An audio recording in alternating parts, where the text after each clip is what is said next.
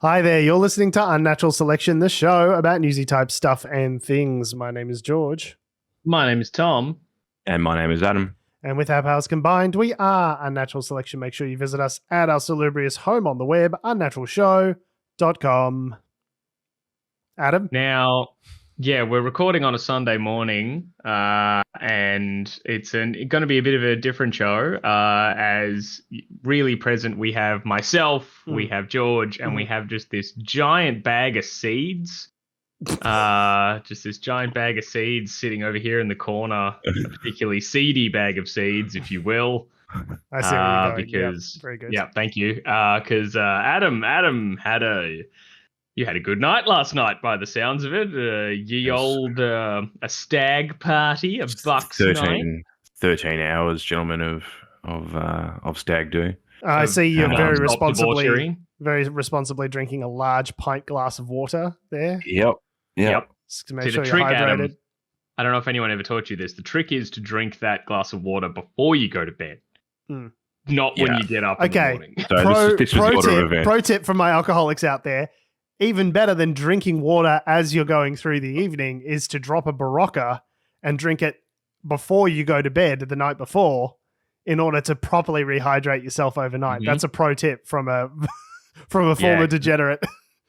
Because when you go to sleep, there's a whole good 6+ hours where you could be rehydrating. You could be rehydrating that whole time. You lazy piece of shit. So you got to do your rehydrating before you go to bed, Adam. Pro tip for the next time you're out all night and all day with a bunch of 40-year-olds having their one night off of the year, just going ham. Yeah, I mean, that's great advice. I'll choose to ignore it because generally speaking, when I get home from a night out like that, the first thing I do is just collapse on the bed and then fair enough. Flash cut to 6 hours later. Yeah, it's one of those scenes in a movie I'm where going to go get Macca's. Do you want some? I'm like, I love you. Huh? First of all, huh? Second of all, yes, bring me Macca's. It's one of those scenes in a movie where the person falls down onto the bed and the camera follows them falling down, and one of those follow shots follows them onto the bed and then bang, lighting change, it's morning. Yeah. It's a very Edgar Wright evening. Oh man, I haven't had an Edgar Wright evening in a while. We need to get onto that. Do you reckon Stuart Robert is going to have an Edgar Wright evening? Is that what he does now after the following of the ending of the Royal Commission to the Robodebt? Maybe, but I feel it would be less of a Shaun of the Dead Edgar Wright evening of where they went out and had a lot of fun and didn't notice that the apocalypse kicked in. I haven't seen that one yet. I'm just imagining from what I saw from the trailers, it looks scary and bad.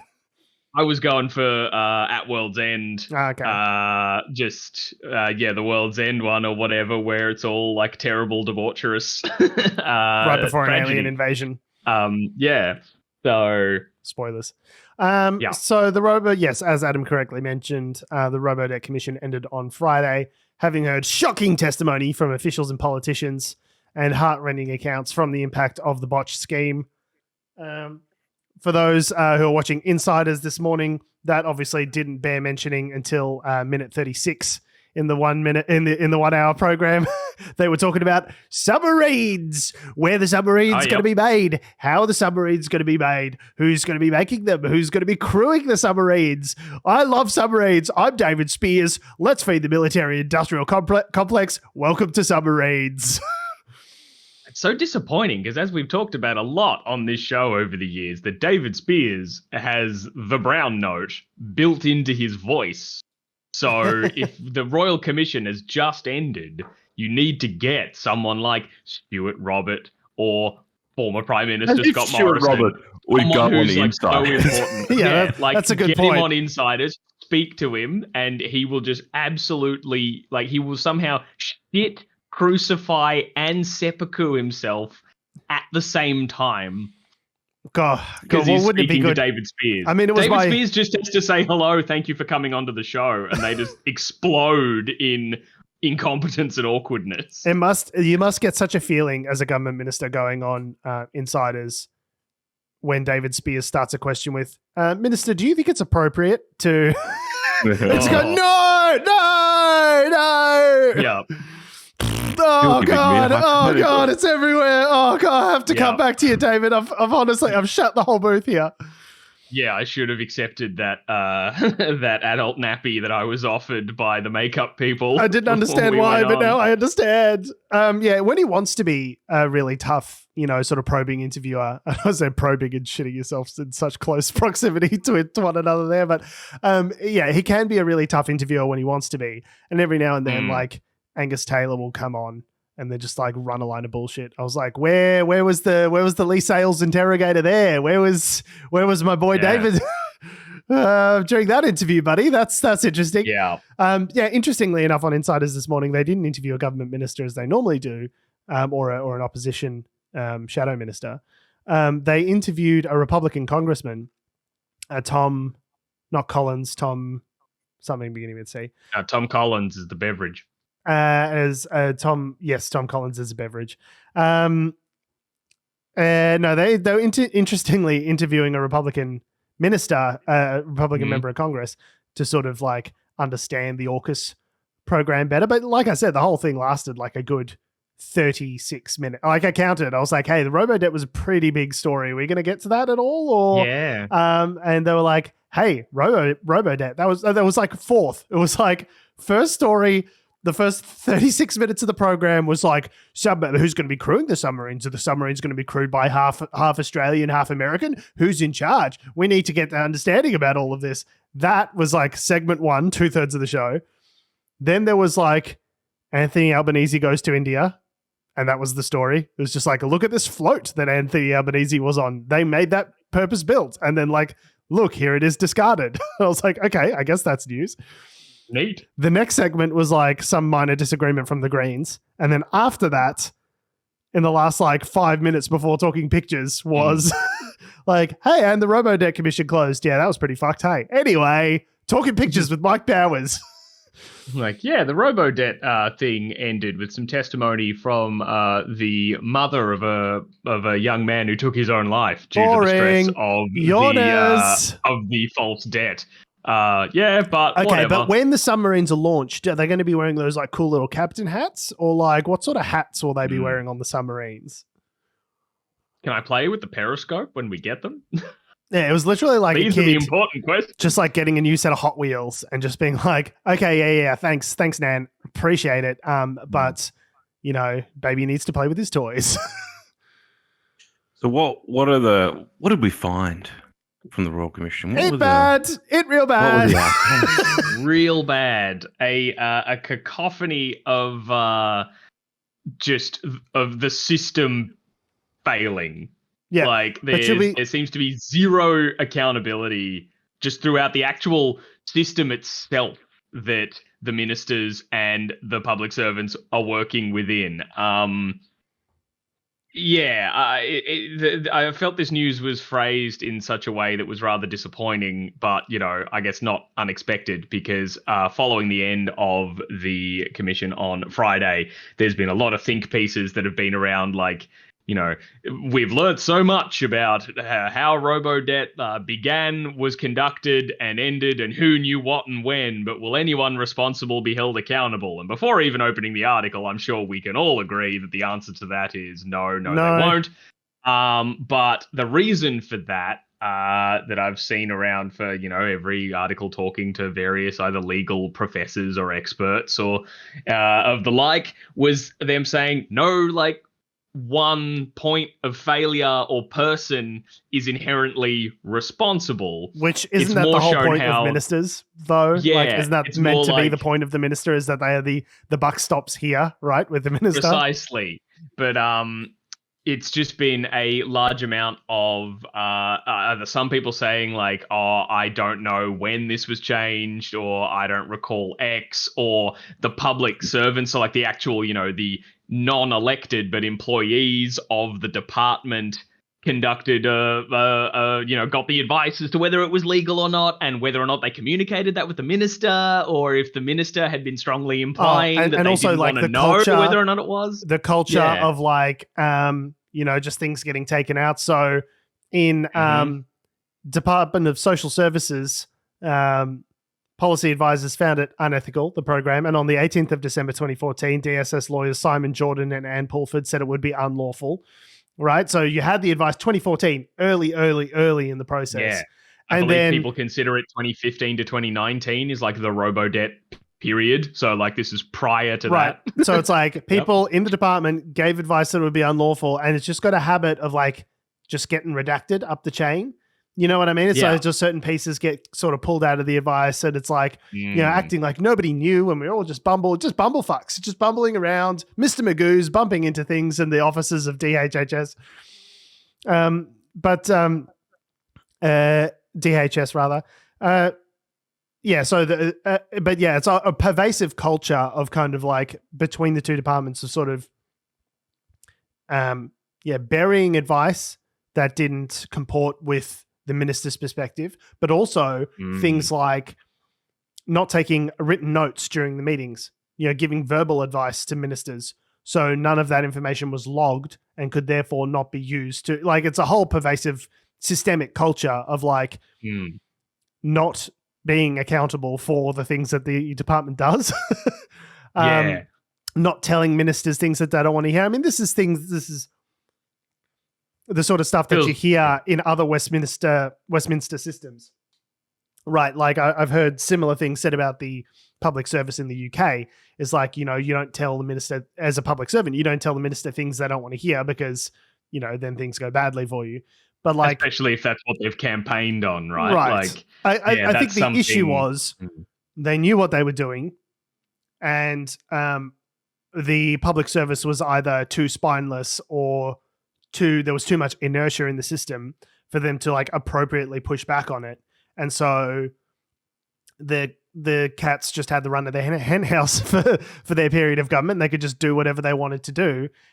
But with that said, like, there are senior public service members who were involved. And I guess the question is like, did they know better? Should they have known better to then sort of put those practices that were legislated or I don't know, they weren't appropriately legislated because the program was found to be illegal, but to put the program into effect despite the shaky legality that it was all based on.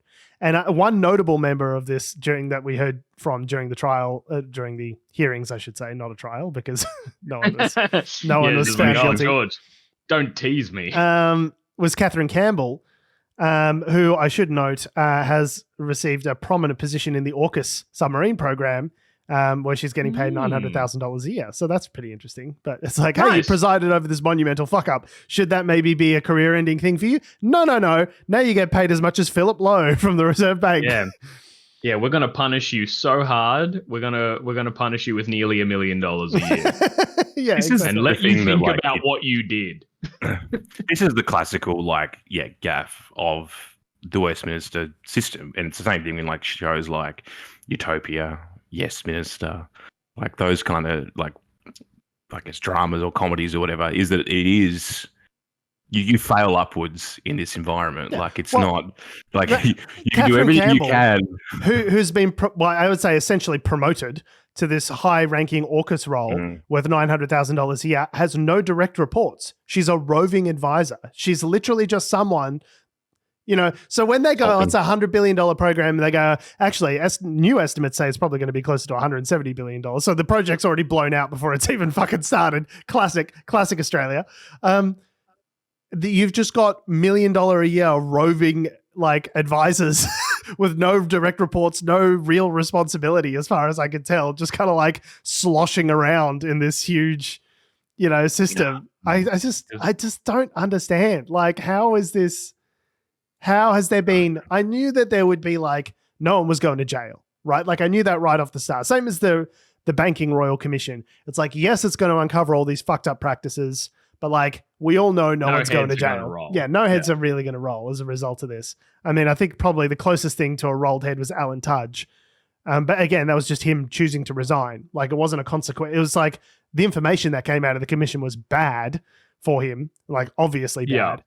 But he wasn't going to get prosecuted over it, despite there being arguments for there being things to prosecute him over as a result of the things he said. But the other thing is that one of the key figures, who was the DHS Deputy Secretary, Melissa Golightly, who apparently was one of the ones that... She's pretty laid back, Golightly. She's dead. She died in 2021, but apparently part of that culture, which sort of meant that everyone was like, "Oh, I better do what she says," was murdering public servants. was because she was like, the culture of fear and pressure was partly because of her, because she would like throw phones across her desk, scream at people. So she ignored apparently some of this legal advice coming in as well. So like they heard what they wanted to hear. They wanted to implement this program. The senior public servants were obviously on board or not objecting strongly enough to actually impede the program, right? They were on board with it. The ministers were on board with it, and they just made it happen, even though it wasn't legal. Like that's the takeaway. That's where all those think pieces I was referring to earlier of, no one person can be sort of leveled with responsibility or whatever. A constant thing that I've seen a lot of them draw back to as the closest you could maybe do to kick off the concept of, this is what we campaigned on, or don't tell them what they don't want to hear, or et cetera, was former Prime Minister Scott Morrison's comments in late 2014, so just before sort of all this sort of stuff kicked off, that he believed Australians wanted a, quote, tough welfare cop. Welfare cop, yeah. And that was the mantra. So it's like, maybe this is unethical or unlawful. It's like, yeah, but we've said we're going to be the welfare cops, so we have to crack down on these dang poor people. Damned be the consequences. Don't tell them anything that will stop them cracking down on poor people. And the senior counsel, Justin Gregory, said that his signal, him saying that, was basically a signal to the department that was so strong as to revive what was essentially at that point a dead proposition, right? The public messaging, hey, we've said out loud in public, this is what we're doing. This is how we want to be seen. We go, okay, well, we better dig up that Robodebt thing that we thought was unlawful. I guess we got to do it now. Yeah. So that's not to say it all lays at Scott Morrison's feet, but I just found that's the interesting, that could be the kickoff point. That was part of their budget. That was part of their pitch to get into government. It was all about, reducing labour's waste and yada yada yada. And the irony of that was the budget where Joe Hockey was literally just like, we're cutting everything. Poor people don't drive cars. Poor people don't drive, and if they do, they don't drive very far. Now let's crack these Cuban cigars afterwards as to what fucking capitalist legends we are. If you want to get the vibe of the time, is there a form of tobacco that's more closely associated with being a capitalist shitlord than the cigar? I really feel like the cigar is the apex of fuck the pleb levels of inhaling tobacco or not inhaling, as the case may be. I feel, as not an expert in anything, I guess, tobacco related, it's purely the cost, right? I've seen you buy a pack of cigarettes, I'm pulling this out of my ass, but it's probably tens of dollars somewhere, right? It's nowadays it's probably closer to $40 or $50 with all the taxes. Well, there you go. But a box of those real nice cigars is quite an expensive thing, right? So yeah, if you are smoking a cigar, you've clearly got money to burn. So I guess that's where literally and figuratively, that's where all that comes from. But yeah, it's real fucked up. It is. Moving on.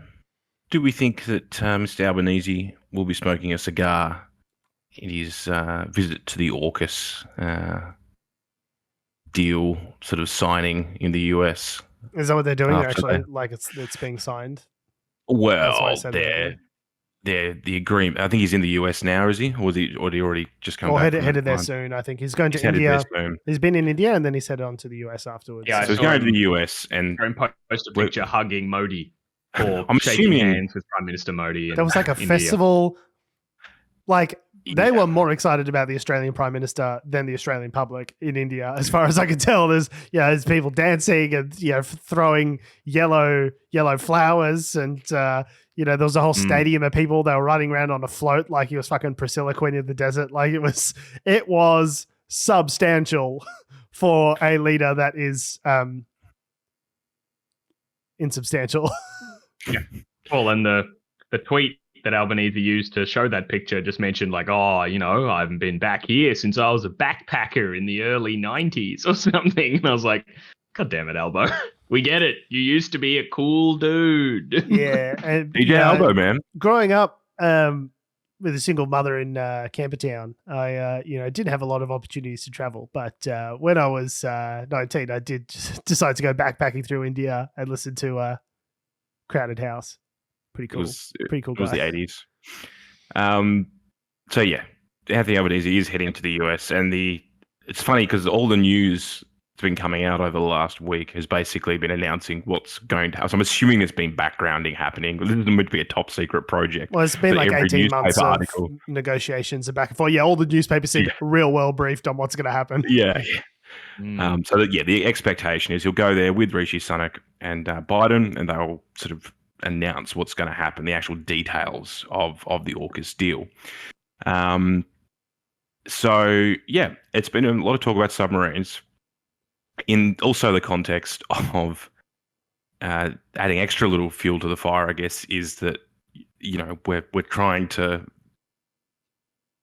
cozy up to China a bit more now and sort of settle things. But at the same time, we're also like, we're gonna sign a multi-billion-dollar weapons contract that's literally not in your interest, literally to fight you, basically. Yeah, this is specifically designed to make sure that if you attack us, we can fight back. Yeah, but also be our friends. There was an article that came out this week, a series of articles, I guess, from the Sydney Morning Herald and the what's it called? The Age, which was basically just like the Reds are coming. Bam, bam, ba-dum, bam, ba-da-dun, dun, dun, dun, dun, dun. It was one of the weirdest pieces I've seen out of Nine, Fairfax / The Age. I don't understand. Well, look, I haven't where it came from. I haven't read the pieces. Like, Peter Harcher is generally like a sensible voice as a journalist that I, still quasi respect. I'm sure I'll get mentions telling me why that's a bad idea. But when I've seen him on Insiders, like, he generally seems like pretty well reasoned and thought out. Doesn't seem like a propagandist. But whoever was the sub editor on this article really really decided to juice it because it's part of their Red Alert series. And yeah, I know, right? Red's under the bed. Surely, so actually, the headline, maybe that. Okay, yep. Hit us with the headline. The headline in the Sydney Morning Herald is Red Alert: War risk is exposed. And then from The Age, Australia, quote, must prepare for the threat of China war. I could absolutely be one of those voiceover artists for Media Watch, by the way. I would love that as a gig where they're like, Turnbull says, no. You know how they do those snarky sort of voiceovers on Media Watch? It's so funny. Australia must prepare for the threat of China war. Tough questions deliver confronting answers. I'd love to see Media Watch's take on this, actually. I have to have a look and see. Well, it definitely reeks to me, as you say. We know that, there's been 18 months of negotiations. We know Albo's heading over there. We know that there's an interest in beating to the drumbeat to war with China in order to sort of guarantee the safe passage of this Aukus deal, right? Like, it does reek of sort of manufactured consent with all of the news media going like, yes, we need it because like we could go to war with China any minute, and that's why we need to spend $100 to $200 billion on the submarine program, right? Like it all we won't get for a decade or so. Yeah. I know. Forgive me for being war too could like. Start any minute, so we need these submarines in 20 years. In a decade. The thing is that the article. Forgive me for being too like Charlie Day bird law, like drawing red lines on the wall, kind of like conspiratorial about it. But it does all seem to line up pretty nicely, right? Like the narrative about China, and also we're doing the submarine deal, and also the briefing, the 18 months of negotiations. Like it does all seem to fit together quite nicely. Well, one of the key things that. Well, the whole point of the article is that war will happen. The 5 experts they interviewed, there was 5 experts. 9 out of 10 dentists recommend war with China. 5 experts that said that war with China would likely happen in the next 3 to 5 years. I think they were saying 3 years, to be honest. And we are woefully underprepared. So as Tom said, let's get submarines in the next decade. Yeah. Yeah. The other thing being is like, I mean, aside from the weird article that came out and Paul Keating basically, had a massive go in the Guardian. Was like, I was glad that Paul Keating survived this article because he had a conniption. Okay, he was apoplectic as a result of these articles. I'm surprised it didn't give him an aneurysm. The man's a national treasure. We need to watch out for Paul Keating. You can't publish this sort of stuff. Paul Keating's going to keel over and die if he sees this. He said it was the most egregious and provocative news presentation in 5 decades. Like, okay. He would have seen some headlines. So and he lived through John Howard. So yeah. I guess the thing is, like, we can talk about the submarines now, I guess, but thank God. The submarines, like, tactically speaking, I'm still not sold on. Like the comparative, like what China's trying to do here is they're gearing up to take Taiwan by force. They need to be able to take that island with, I don't know, a reasonable amount of casualties. They need a lot of things to go right, and they need a huge navy. Like they're not quite there yet. If they were to do this today, they'd probably lose because you've got to cross it's like 100 kilometers. Like, it's not a small body of water. But the thing is, so submarines are good because they can be in the water to shoot boats or whatever. But the problem is that the Taiwan Strait's really shallow. It's only 40, 50 meters deep. So you could probably, if you had submarines operating in that space, if it's a clear day, you could probably see them from the fucking sky. Hey, so there are deeper points, like Taiwan, on the north and south, there's a shelf where it drops off. So you could sit subs there, but you're not going to have subs going up and down, patrolling the strait. Like, it's probably not. You wouldn't put that money.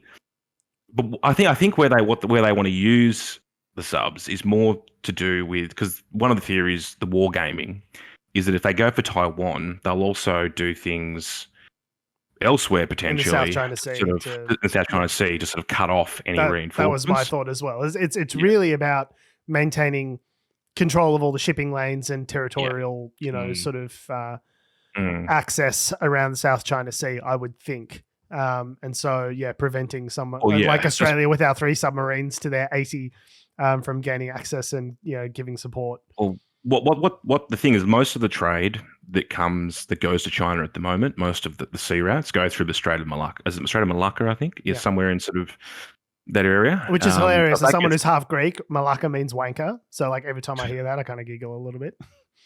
So the wargaming, I guess, thinks that if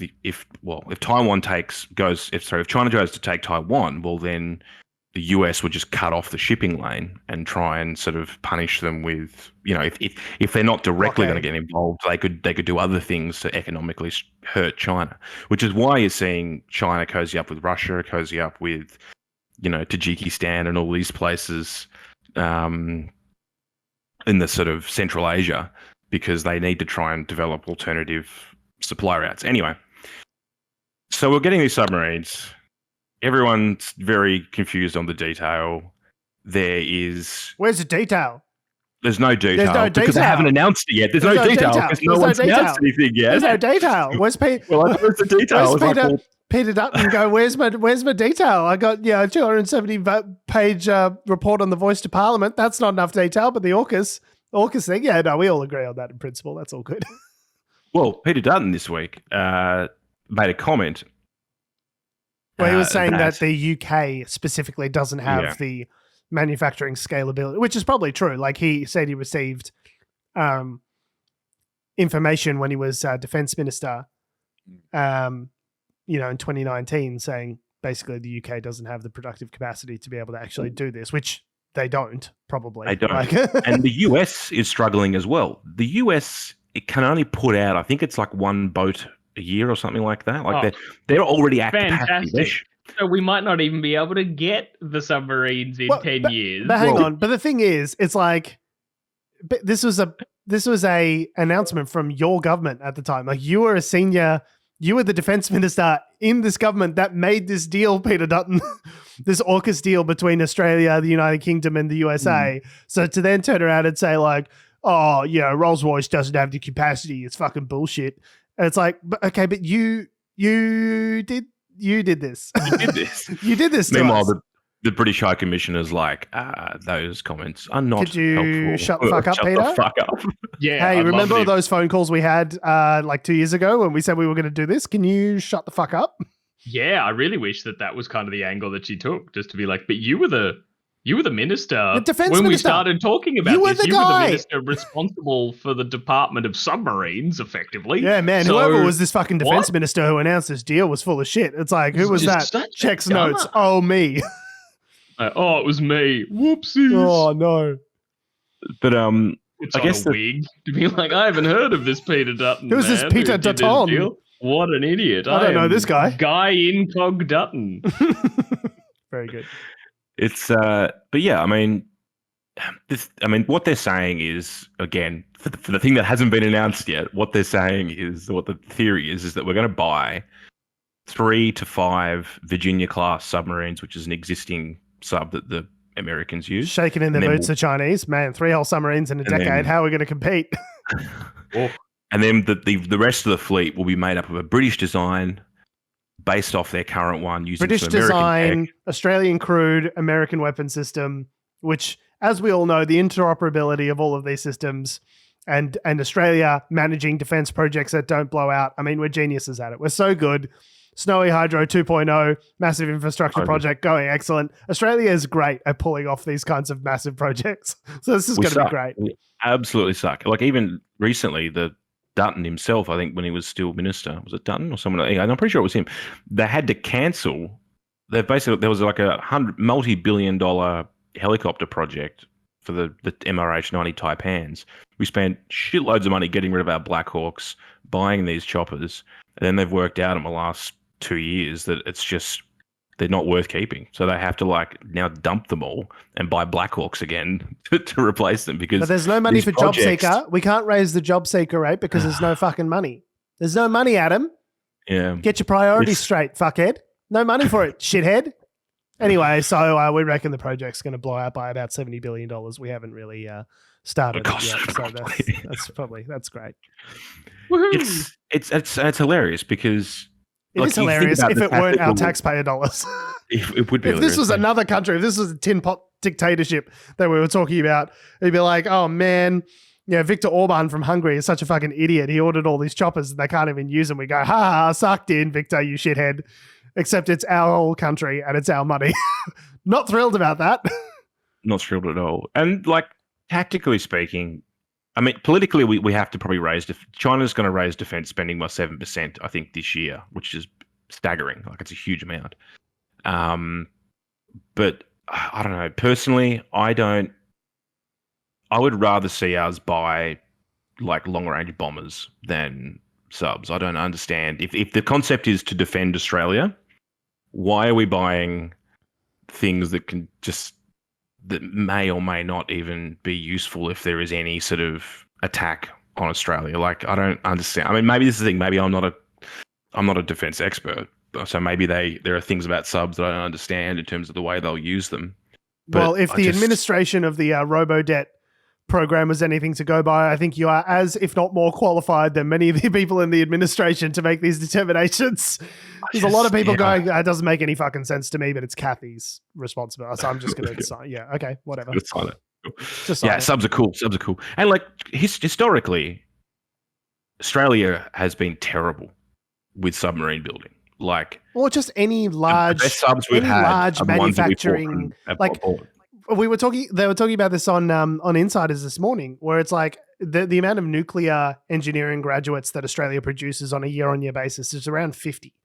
Okay, we are going to need like 10, 20 times the amount of graduates in order to be able to actually administer these systems once they're here. Okay, so we need that. We also need the people to crew them, which is very specialty type, training in order to be able to crew and manage and repair a nuclear submarine. And then there's like the manufacturing side of things which is like, yeah, we're like completely, no wonder it's going to be like a 10, 20-year project to actually like scale all of this up, because we like don't, it's like, I think structure at all. It's like me saying like, I'm going to build a nuclear submarine in my backyard.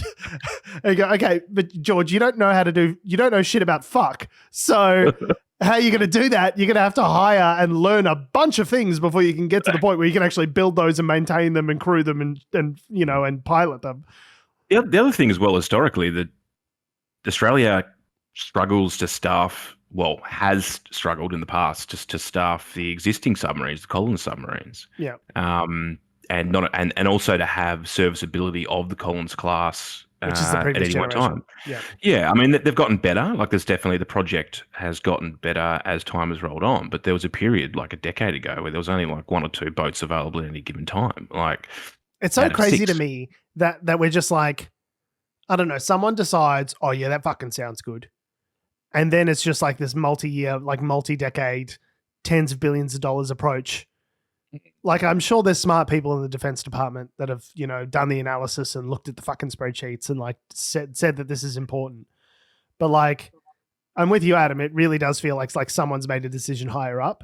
Like, okay, we need this thing. And no one's actually done the legwork to be like, okay, but how? It's like when the government announced 24/7 nurses for retirement homes. I go, that sounds like a good idea.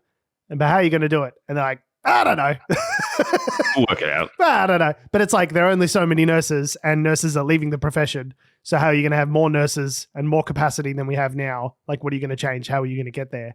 And they're just like, yeah, we just made an announcement. I don't know. Someone's going to have to work that out. I don't know. Kathy from accounts. That's how you get a senior civil service person just going like, fuck it. I don't know. Yeah, I guess. Yeah. All right. We'll just throw money at the wall until something sticks. We'll see how we go. Oh, it's illegal? Okay. Right. Great. Oh, it's illegal? I'll do it anyway. Don't worry about it. Or if it's in Australia's case with the nuclear submarines, everyone's got radiation poisoning. Oh, great. Yeah. Well. Good. Yeah. Moving on. Obviously, one of the partners to the Aukus deal is Britain. And one thing that we're really good at in Australia is racism. Oh, man, we are top tier, gold class, really black tar heroin level purity racists. It's our favorite national pastime. It is. I thought it was AFL. Turns out it's just being racist fuckheads. Hey, watch some documentaries, George. It's plenty of both casual and systemic racism in AFL. Oh, good. Don't worry. Oh, good. Yeah, it's funny that as someone who doesn't follow sport, the only thing I know about AFL is that there's plenty of racism. Don't worry, we got the racism thing covered. That's all right. They have an Indigenous round, so it's fine. Don't worry about it. Oh, good. So the UK has announced a new plan where they are going to stop the boats. How does that sound familiar? Sounds really familiar. I don't know. I just blasted. It's suddenly 2013. Like, is it 10 years ago? Fuck, I'm so excited. Thomas, I'm so excited flashbacks for the Last to 2013 of Us to come out. It's 2013, you guys. Or 2000 and what was the first one? 2004, 2006, something around there. With John Howard. I thought the stop the boats mantra was a real old tone. That was a Tony Abbott deep cut. I don't say deep cut. Yeah. It's the shallowest cut because he said it constantly. Yeah, he said it constantly. Maybe this is what the submarines are for. To stop the boats. That might be a productive use of them. Yeah, UK, stick to your own thing. You want to catapult your immigrants over to Africa, from my understanding, and the last policy. That was your thing. Our thing is the giant magic boat stopper. That's our thing. Mitts off. Well, they've put a bill out, which is called the Illegal Migration Bill, where they will... Wait, is the bill itself illegal? I mean, maybe. It's a good question. I thought it's called the Illegal Migration Bill. Oh man, they are leaving themselves so open. If this has a commission later on to find out that whatever they're planning to do is like woefully unlawful, like every journalist and commentator everywhere will be like, well, it was called the illegal immigration bill. Well, it suffers from the same illegal under international law. Like, it is incompatible with the United Nations Refugee Convention, of which the country is a signatory. So it is technically. Well, that should be the end of it. That should be the end of it. The illegal migration bill is illegal. Yeah. It's just like, we're a member of the Human Rights Commission. Now we want to do this thing that's woefully in breach of human rights. So then it should be, well, then you're out of the Human Rights Commission. Then fuck off. Then get out. Then it's like, all right, you can choose. You can either have your precious magic boat stopper, or you can continue on the right side of history and be part of a Human Rights Commission. You don't get to do both. It's so cute that you think that the international rules-based order is about preserving human rights and not about enforcing the capitalist status quo. Yeah. I was about to say enforcing the Western world's hegemony. Yeah. It's so cute that you think it's about human rights. We don't seem to care about the human rights at Foxconn when their tiny little Chinese slave hands are so broken and twisted that they're jumping off the buildings. We don't care about those human rights. We don't care about the Uyghurs' human rights unless it affects us politically, unless it advantages us to criticize them. But no, these human rights we definitely super duper care about. So basically, the plan is they're not going to have necessarily like detention facilities in third countries. Well, they're not monsters. But basically, what will happen is if you arrive by irregular or illegal means in the UK, they'll hold them for up to 28 days in a detention facility, and then they will either deport them back to their country of origin or a safe third country. One of those safe third countries that the UK recently signed a deal with. This will be good. Here we go. Is Russia. There you go. Oh yeah, the safest place right now. So safe. I mean, is it the part of Russia that's like on the complete opposite side to the Ukraine border? I mean, Russia's a big place, so maybe if you're that far away, you're fine. And you're a stone's throw from the UK again, aren't you? Like when you come around to there, you just hop over to the US and then you. I think there's a provision for anyone who's sick or in imminent danger that would cause irreversible harm that they would be able to stay. But I guess the concept is they're trying to stop. As an Australian, soft. Where are the forever jails? Bullshit. We're only going to keep you for 18 days. What about indefinite detention? Where's their Guantanamo concentration camp like us? This is bullshit. No offshore detention. Soft. Yeah. Soft. They don't know how to run a terror camp. Yeah, you can't steal our boat stopping rhetoric and means if you're not also willing to go the whole hog and put people in forever torture prison. Yeah. No, it's a package deal. It's time that we got some accountability. There's they do have a problem, to be fair. There's what was it? Migrants arriving on the south coast of England soared to more than 45,000 last year, which is up 500% in the last 2 years. In a country of 65 million, I'm sorry, is not a problem. Like if you want to see a migrant problem, look at Italy during the Syrian war, right? Where it's like thousands of people per week turning up on their shores, turning up in little Italian islands that like physically couldn't handle, the influx. Yeah. Like that's a migration problem. I'm sorry, a few tens of thousands per year in a country that's 3 times the size of Australia, that's meant to be one of the economic powerhouses of the world. Like I just really, I don't see that as a massive problem. Contextually, asylum applications were 75,000 in 2022 for the UK, but if you compare that to, say, Germany, which had more than 240,000. Yeah, didn't they take in over 1 million Syrian refugees at some point? Like, I think so. Yeah, it's. The problem is people crossing the channel and potentially dying. I guess is the thing they're worried about. But obviously, it's also the. That's the thing that we claim we're worried about. Yeah, super concerned on the way. Super concerned about the deaths at sea. Yeah. Not concerned about all the psychological torture that we put people through, physical and psychological torture. Well, they've limited the psychological torture to 28 days, so that's good. Right.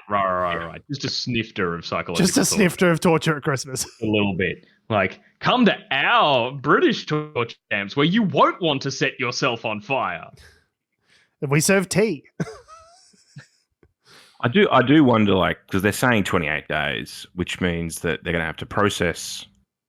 Do you know what I mean? Like there's a problem here where I don't think they're going to have the infrastructural means to really get through the amount of people that are coming in. If you don't devote the resources to it, then yeah, it's going to be hard to process those in a timely manner. 28 days. Yeah. Mm-hmm.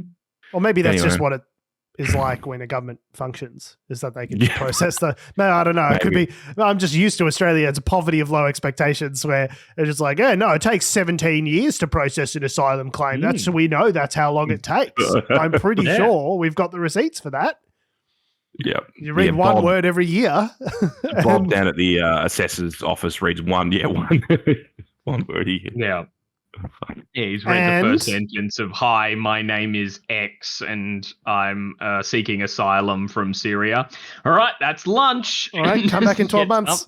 Yep, cool. I'll get back to that in a week. Oh fuck! I forgot how it started. Better read that first sentence again. It's it's one of those things where it's like it's been so long since you're sort of in the middle of the book. And it's been so long since you've read it, you got to come back to it. You got to sort of go a couple of chapters back to sort of find your place again. Remind yourself who these people you're reading about are, and immigration stuff is cooked. Where's River Run again? Let me look at the map. Okay, hang on. So, so Harren Hall is north of there. Okay, all right. I think I'm back on track. Oh, history is really not going to look kindly on Australia. I mean, this whole century. It already doesn't, but even worse so. I'd say this millennium's off to a pretty bad start. Looking at the last 23 years, I mean, it's not, of the two millenniums I've experienced, it's my lesser favorite one. I guess we were children in the other one. So. Yeah, I know, but no, it's John Howard. That one was pretty bad as well. Yeah. But he had funny eyebrows, so the political cartoons were fun. Big, bushy eyebrows. Yeah, he was a war criminal, but look at those eyebrows. He had a nice voice, though, so, made did everyone feel like... I say did he? Did he? He's still alive, does he? Oh, everyone loves his little wobble. Part of his charm. I think we grew up in different households. Yeah.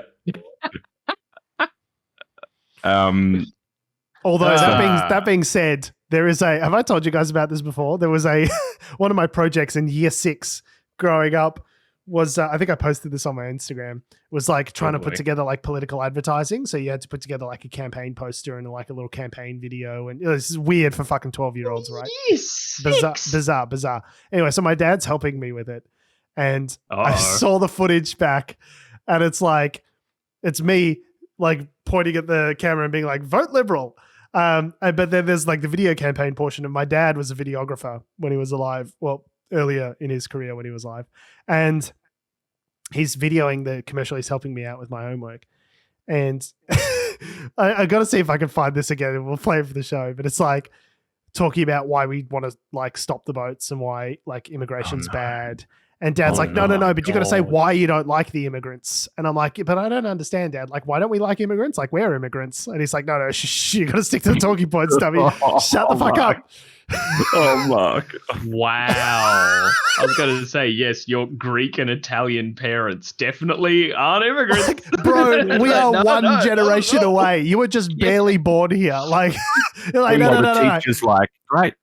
Good. Yeah, I got top marks for it, obviously. This is fantastic. He's like, no, George, you need to explain why you don't like the immigrants. You can't just say we don't like. You got to really you got to put some detail on it. Like, it's like him behind the camera and me like a confused 12-year-old, like not understanding the world, just being like, but why, Daddy? Why don't we like the immigrants? There it is. It's fucking crazy. That's fantastic. And you think episodes of Friends don't age well? Yeah, think about the home videos Think about the home videos that don't fucking age well. Yeah. I love my dad. Little time capsule. That's a great story. Speaking of a great story, and I haven't read the full report, so it might be something we bring out next week, but there is a Victorian council, Moira Shire. Whereabouts is that in Victoria? So that's basically up north of Echuca and Shepparton. So it's basically along the Murray on that side. But they have been dismissed by the state government for here we go. I'll read the article. Events after the murder, governance concerns, construction of major infrastructure, the transportation of asbestos, occupational health and safety failures, and other issues were examined as part of an inquiry. That's quite a list. I'd stop at murder. Yeah, like murder's a strong open. Asbestos? Fuck that. That's bad. Can we go back to the murder? Murder's definitely the thing that grabs the attention in that one. The coroner looked into it, and there's been a commission of inquiry, which is why they've been dismissed. Basically, there was a former council worker, Andrew Robert Patterson, who's currently serving a 21-year sentence after he killed this guy who was the council operations manager, Rick Devlin. Rick Devlin, yeah. Rick Devlin. So he wrongly believed, apparently, that Devlin was involved in a harassment campaign against him at work, although the men did not have day-to-day contact. So basically, this guy thought he was out to get him and basically just did a drive-by. A game of telephone. I go, yeah, because you have that sometimes where you're like, so-and-so at work is fucking out to get me. Like every time she talks to me, she talks down to me. She must fucking hate me. And it just like turns out, she was just like, no, she was just tired that day. Like it's just nothing to do with you whatsoever. You're just like imagining this entire fucking relationship with this person that doesn't exist. Like, well, and especially when you like to take that analogy further, you don't speak day to day. Yeah, you're not on a. They don't talk to you to even give the impression that they don't like you. I want to see a six-part gritty ABC crime drama just based on this council. I would say and this sort of thing of like, I reckon he's out to get me. Like, and then episode 4, they come up with the murder plan. Like episode 5, it's like, oh no, I'm not going to do it. Oh fuck, I did it. Like, and then the episode 6 covering, I reckon we could get 3 seasons out of this. Maybe what I might do over the it's pretty bad. What I might do over the week is read the actual report from the inquiry. But basically they found that the Nathalia Works Depot where Patterson worked was apparently the epicenter of a bitterly divided workforce driven by victimization, threats, bullying, harassment, accusation, and counter-accusation. Yeah, it was described as a toxic work culture, which I'd say, given the murder, I would think that's pretty toxic. If you've ever worked in a work culture that you thought was toxic, just think back, cast your mind back. Was there asbestos and murder? If the answer is no, I think it's one of the lesser toxic work cultures that are out there. So they're going to appoint an administrator until an election can be held, and probably may not take place until 2028, they're saying. That's how bad it is. Yeah, wow. But yeah, I'd be interested to get some further detail as to like all the other stuff, like the asbestos and the major infrastructure. Rorting is always a fun one. So love a good rort. Yeah, but just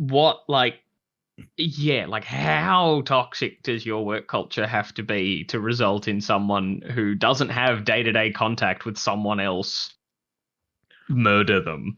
It's like that's. There's definitely a fascinating story here, but also, a guy was murdered, so it's definitely not like a funny story. You got to imagine the day after. They're like, look, I know things have been tough the last couple months. There was the murder. We're just going to keep calm and carry on. Like, I really believe in what we're doing here. And by the way, is everyone coming to the Christmas party? Everyone now. We said we're all going to do a Bad Santa, where everyone puts in $20 and then you get a gift, and then you can steal. You've got a chance to steal the other person's gift. That's the best part. Obviously, we don't want any more murders, okay? But just try and keep it civil. No poison, thank you. Jesus Christ! Yeah, everyone leave their asbestos at home. Okay, safe work environment. Do you want to talk Tucker Carlson?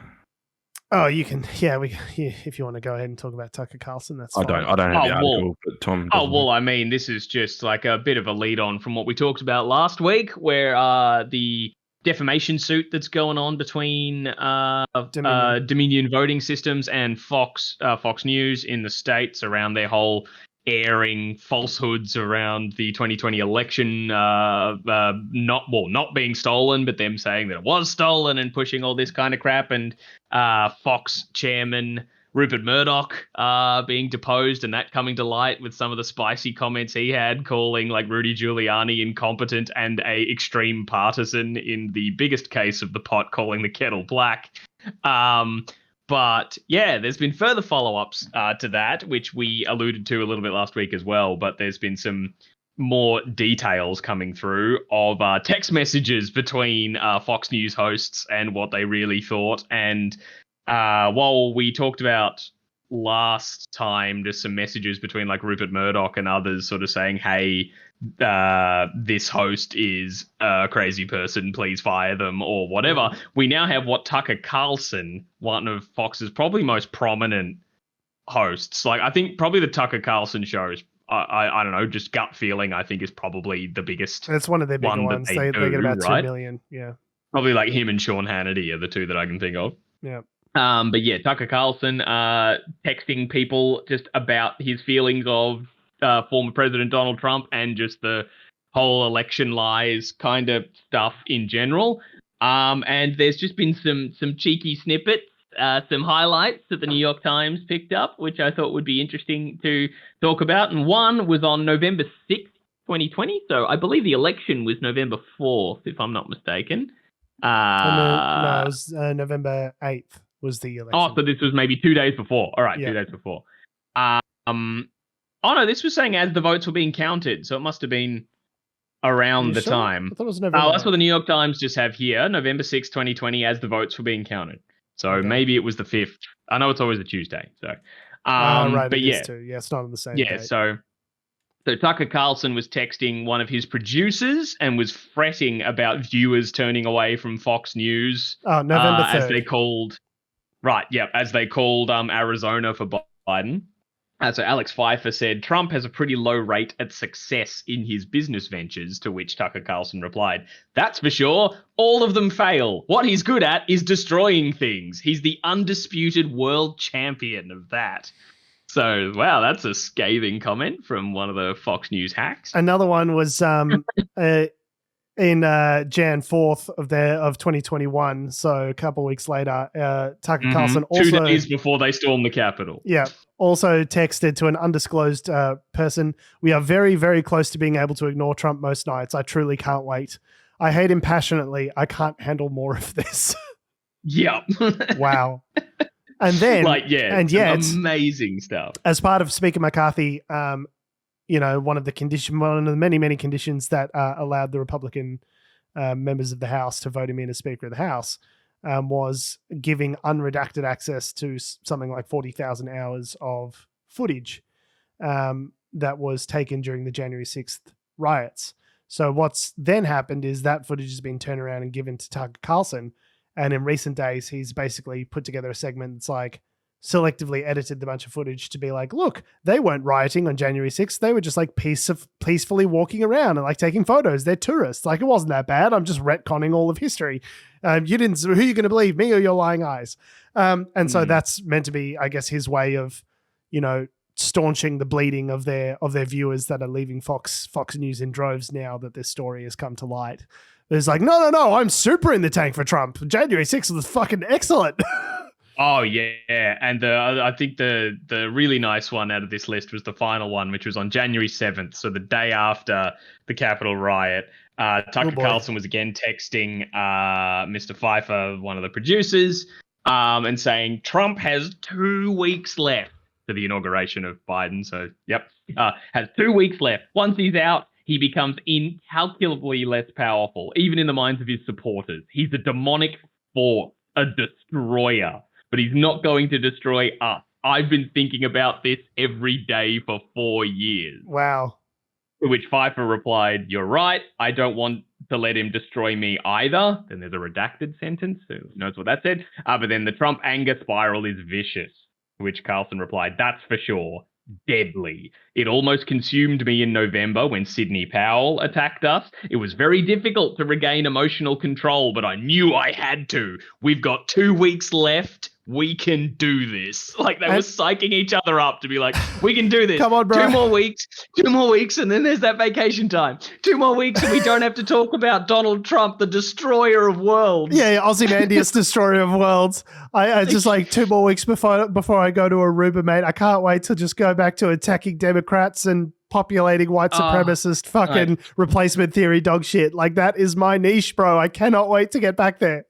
Yeah, fuck, we hate this guy and his supporters. Fuck, they're terrible. But then live on TV, he's all like, the election is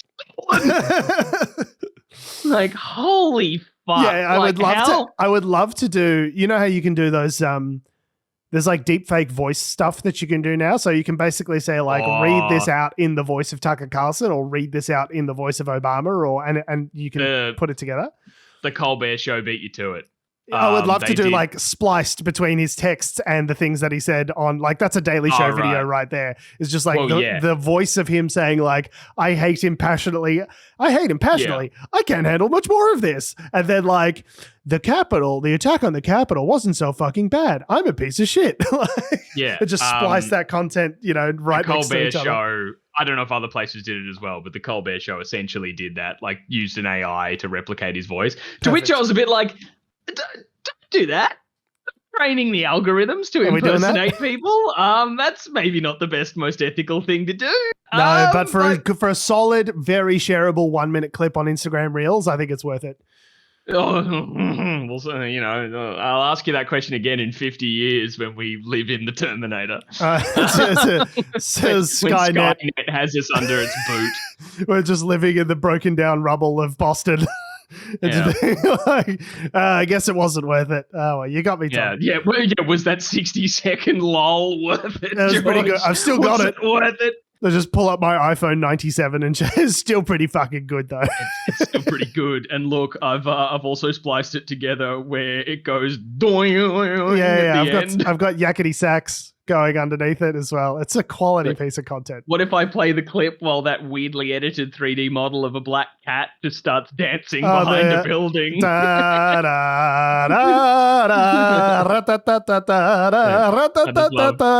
Adam's pinching his nose because he's clearly not as chronically online as George and I are. You haven't seen that hardware store with the cat dancing over the top of it? It's good content. It's great content if it's to be believed that the person running the social media account truly did not know what they were doing. They were like, they hired me for this job and just told me to make content, but with no direction. So am I doing this right? And it's a weird dancing cat behind their building. Oh, well, I did see a follow-up to that where it was like a cat suit or no. It's like it's the building. Okay. You see the building. We're looking at the front facade of the building. Derailed. I'm talking about. Shut up. I'm explaining the meme.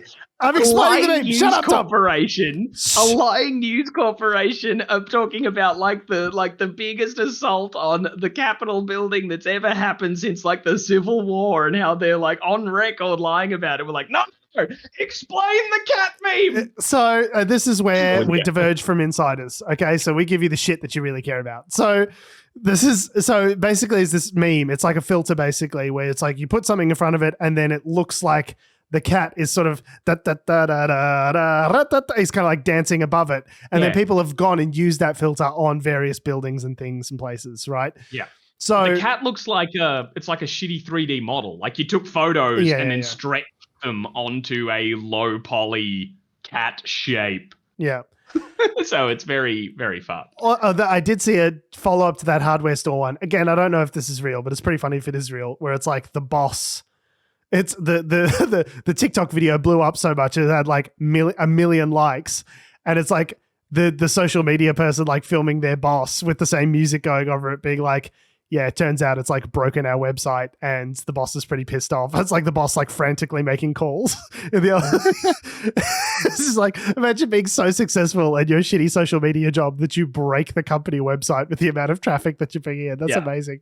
Fantastic. And then like making another video which also gets popular about about how popular the previous video was and how much it broke your fucking website. Amazing. Top tier. Incredible. Quality. It's like, please stop. You have to stop. And non-top tier quality is Tucker Carlson and everything he stands for. And he never says what he stands for on TV, apparently, because he's privately texting everybody that everything he says is bullshit. I'm just asking questions. Is Joe Biden a reptilian Nazi?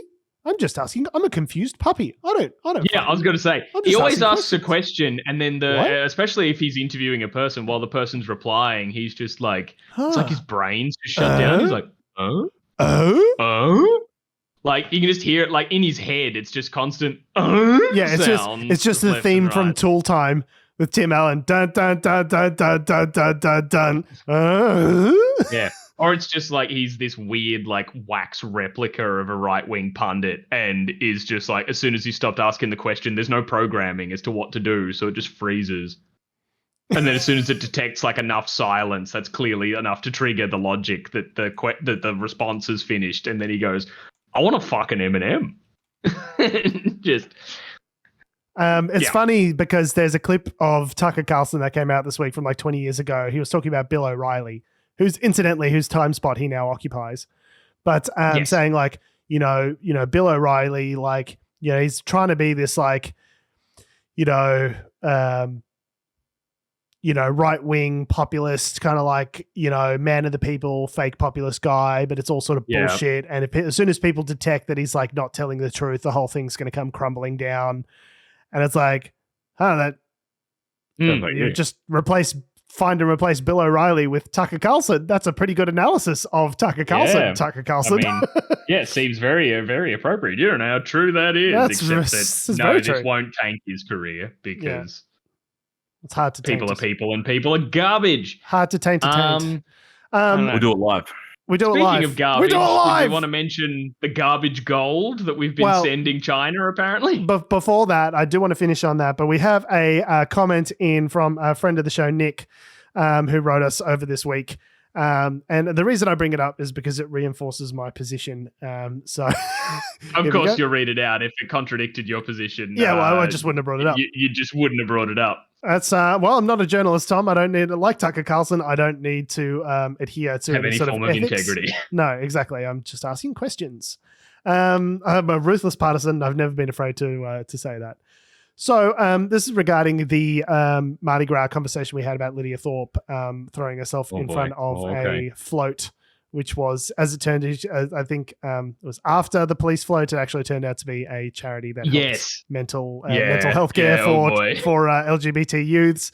Not great, Lydia. Not a great look, Lydia. Pick the right float, maybe. Yeah, maybe pick the right float, mate.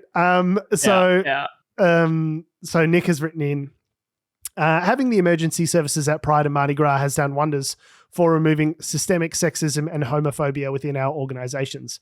I've been a paramedic for nearly a decade. Ambulance Victoria has gone from tolerance to acceptance. We have just introduced a month paid leave for staff wishing to have sex change surgery, followed with a year of absence as staff adjust to their new sexuality. Removing emergency services from Pride/Mardi Gras would do more damage for acceptance of the LGBTQ plus community, both for members within our organisations as well as the local communities that we serve. He goes on to say, not a fan of Lydia Thorpe. She has the right to protest, but it wasn't in good taste and felt disingenuous. To me, her actions did more to divide us and promote conflict. Love the podcast. Hope you guys continue forever. And we will. That's a nice little sentiment. And I said 1,000 years of Rick and Morty. Jesus. I don't know if I can handle that. I didn't say that. Right. I asked if I could use the comment on the show. He said, "Yep, you can use it." But thanks for asking. Paramedics do get into trouble when they have hot takes that betray the service in a negative light. In this case, I think I'm safe. Love the podcast. Really enjoy the opinions of Tom, Adam, and yourself. It's difficult to find a news source that is local and not blatantly biased or partisan. Especially love Tom's Eat the Rich segments. Although I am also a fan of Adam's military history and your NBA talks. So that's very nice. Thank you, Nick. Thanks for writing into the show. Very nice, Nick. It's I know we just said we're a relentlessly biased, incredibly partisan news source, but I appreciate the commentary nonetheless. Indeed. No, I don't know. I think I don't want to get too bogged down into this sort of stuff, but I was watching. That's why I did it at the end of the show, so you didn't have a right of reply. So I didn't have a right of reply. Yeah. No, but Zoe Coombs-Marr actually has the fantastic comedian Zoe Coombs-Marr has this fantastic documentary on ABC iView at the moment that's a couple episodes in called Queer Australia, just about the history of queer people and culture and trials and tribulations throughout Australian history. And the first one's fantastic because it's all about the legality and queerness. And I mean, I hate to beat this dead horse, but it further reinforced to me that New South Wales police should not be in Mardi Gras, especially because it further, what it highlighted for me was not just what they did at the first Mardi Gras, which was arrest and beat the shit out of everybody in the protest. Yeah, I'm sure. Furthermore, that the people who were there at the first one and are now at future ones, they just interviewed a few people being like, yeah, I feel uncomfortable seeing a large bunch of police at my gay pride event because I was there. I was beaten or I was arrested or all these sorts of things. I don't like seeing large crowds of police. It makes me uncomfortable at my pride event. And I'm like, you know what? Yeah, I think those people are more important than the New South Wales police getting to pat themselves on the back and have nice fifis. Well, there you heard it. Tom Heath just ruthlessly attacking our government services. You heard it here first, ladies and gentlemen. I don't think there's a difference between emergency services and specifically the police. Specifically the police I'm talking about here. It's a cool hill that you're choosing to die on. New South Wales or whatever, cool, great. I have no context sort of around that. And if it's doing great things within Nick's organization, perfect, awesome. That's good. Couldn't the same argument also be made for the police? No. That it's improving the organization from within by participating and being part of it? Sure, it might be, but if also their presence there is making queer citizens uncomfortable, then I think, yeah, you know what? You can sit this one out, police. You can still be making those great strides in your organization and you don't get to march in the parade. You know what? I think you got to earn marching in the parade. How do you ever at what point though do you go? That's not for me to decide. We've got to please 100% of the people. We're going to have 100% agreement from everyone on the ground in order for them to be able to participate. That's how we know it works. I don't know if it's as easy as that, but. Oh, no, it's definitely not an easy thing, but I'm just no, you know what? I think, when queer people can feel like that and they're not a monolith, so you'll still have people who don't approve of it, just like you have in terms of marriage and everything, right? There were queer people who were like, no, I don't want that fucking institution anywhere near my relationship. So, you know what? And each to their own. But no, I think now, you know what? When people say they don't want the cops in Pride, I totally get it. And I support them in that feeling. Tom Heath, the bravery to be wrong. So, Mark McGowan. Speaking of bravery to be wrong. Yeah. So, Western Australian Premier and a guy that has had some of the shine come off him in recent days, Mark McGowan, said that he only learnt of the Perth Mint gold doping this week when the Four Corners report came out. Despite being asked about it weeks ago by the reporter who was doing the Four Corners report, it's been bad. So basically, it has been. It has certainly been and continues to be. So there's an excellent Four Corners report about this. So if you're in Australia, I encourage you to view it on iView, which talks about the Perth Mint. And essentially the lack of controls around who they've been selling their gold to and, not just, the potential that this has to incentivize, money laundering essentially and sort of crooked people to place their money in gold here in Australia. But also there's been questions raised about the quality of the gold that the Perth Mint creates. Now, this has been a real thing that, Perth Mint has been renowned internationally for its gold, for the purity of its gold. It's got 5 nines, right? So it's 99.99% pure gold, and it's seen as like an exceptional quality producer in the world. It's one of the only mints like this in the world that's actually owned by the government in which it resides. So it's kind of a weird setup. It's sort of a private corporation, but it's owned. Quote arm's length, but it is owned by the Perth government. And Mark McGowan specifically was the minister that oversaw this area of responsibility when, prior to him becoming premier. So so there's been accusations of doping, which is essentially, it's not just something that Russian athletes do. Okay, doping's for everyone. So essentially what it is they were accused of diluting their gold bars with silver. And obviously the advantage to doing that is you generate a lot more profit, right? But it needs to be done within like international sort of like purity guidelines. So it's like, okay, it's 99.9% pure, but if it becomes 99.98% pure gold, then obviously that's no good. And so what they were doing is adding tiny little bits of silver to the gold in order to basically kind of pump the numbers, increase their profits. Now, last year they turned over was $2.7 billion, something like that. And the profit for the organization was over $40 million. So it's like, it's not an organization that really needs to become more profitable, but I assume if you can recover kilos or hundreds of kilos of gold by substituting it out with silver, then that would be really substantial for your bottom line as an organization, right? If you can do that. All good, except for the fact that the Shanghai Gold Exchange noticed. They said, hey, we tested some of these gold bars and we're rejecting them for not being pure enough. And that kind of threw the whole system into a bit of a shitstorm. Yeah. So the CEO of Perth Mint, Jason Waters, on Tuesday acknowledged that, quote, at least some of the gold, unquote, sold to the SGE, Shanghai Gold Exchange, between 2018 and 2021 did not meet the exchange's strict standards for silver content, despite meeting international standards for 99.9% pure gold. So there was so essentially, because the organization is owned by the West Australian government, if large segments of gold that they've sold to the Shanghai Gold Exchange need to be replaced, then the taxpayer's on the hook for that, which could run into the millions, tens of millions of dollars. Gold ain't cheap. Yeah, the other thing was that the Shanghai Gold Exchange put out a statement basically refuting the concept that they had on-sold that gold, basically, that there'd been false reporting.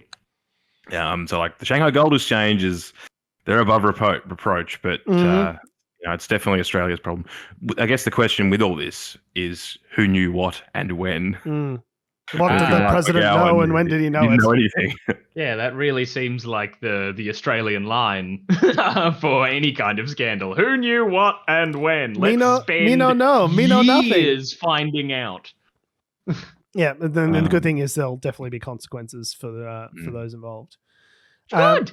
But this will be the start of a new Netflix series, or would it be on iView? Did we Fool's Gold? Did we say Netflix or iView? Well, look, Netflix has already greenlit a six episode run of original content. There are, I think, there are new restrictions as to like, them needing to produce a certain amount of local content. So they're happy to greenlight anything at this stage. Especially if they can do a crossover with Too Hot to Handle. Yeah, perfect. Too Hot to Handle, the Fool's Gold. And it was starring. Who was it starring? Who did we get? I reckon you and Leslie would be a good Mark McGowan. Obviously, they need to age him up a little bit, but I think get some prominent Australians. See what Kate Blanchett's up to. I'm sure there's a love interest in there somewhere. Maybe Anna Torv. She's just come hot off her role in The Last of Us. She's done some stuff. So she'll be in. And I'm sure Murray Bartlett's got to be in there somewhere, sure. Yeah, we could get a Murray Bartlett in there. He's New Zealander by origin, isn't he, initially? Or is he? Australian? I think he's Australian. Oh, I've never looked into it. I've just always seen him. This is the classic Australian thing to do as well. Yeah. He's definitely Australian. It's like, obviously he's a New Zealander. But anyway. Murray Bartlett, for those who don't know, played Armand in the first season of The White Lotus, and Frank, an Australian actor, in the love interest in episode 3 of The Last of Us. He was Frank. Australian born actor. in Sydney. He was born in Sydney in 1971. So let's keep him. His accent sounded. Unless he does something terrible, in which case we'll be like, nah, he's a New Zealander. Yeah. In which case we'll drop him like a bad transmission. Yeah, he's a New Zealander, but he was born in Sydney, North Island, New Zealand.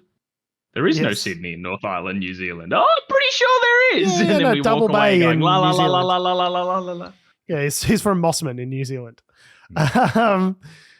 Yeah. So yeah. Anyway, gold's that's bad. Yep.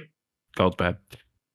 Well, not. I need to go to the bathroom, so we need to wrap this bad boy up. All right. On that note, on going to the bathroom. Us, we're like David Spears. We've just been like teasing Adam's brown note the entire time with our talking. It's been turtling, buddy. It's been turtling. Okay. Yeah. On that note, we're not above a shit joke here at Unnatural Selection. We were doing so good. Were we? I think we were. I think that's an episode for the books. Write it down. Yep. Let's some high quality, high quality stuff in there. Hot takes in there. Yeah. So Adam's. So I'd say 99.99% pure, except for that little dollop of shit that Adam added right at the end there. So I'm not sure if we're going to pass the Shanghai Gold Exchange's purity test on that one. We'll see. On that note, we have been, we are, and we always will be Unnatural Selection. Make sure you visit us at our salubrious home on the web, unnaturalshow.com. Make sure you follow us on all the bullshit social medias that have, do, or ever will exist at Unnatural Show. That's Facebook, Twitter, YouTube, Instagram, and motherfucking TikTok, where you can see that cat meme. Make sure you follow me on Instagram and Twitter at George Tsipos. You can follow me on Twitter at Tom D. Heath. You can follow me down to the new submarine base, where I'll be trying to build a submarine with matchsticks and some glue. Yeah, a bit of wood glue never fucking hurt anyone. Just whack some wood glue on it. She'll be right. Thanks for listening, guys. Love your faces. We'll see you next week. Fuck. I love you guys. Oh, I love you too, buddy. I'm in love with you. Seems like a bad time to bring it up, but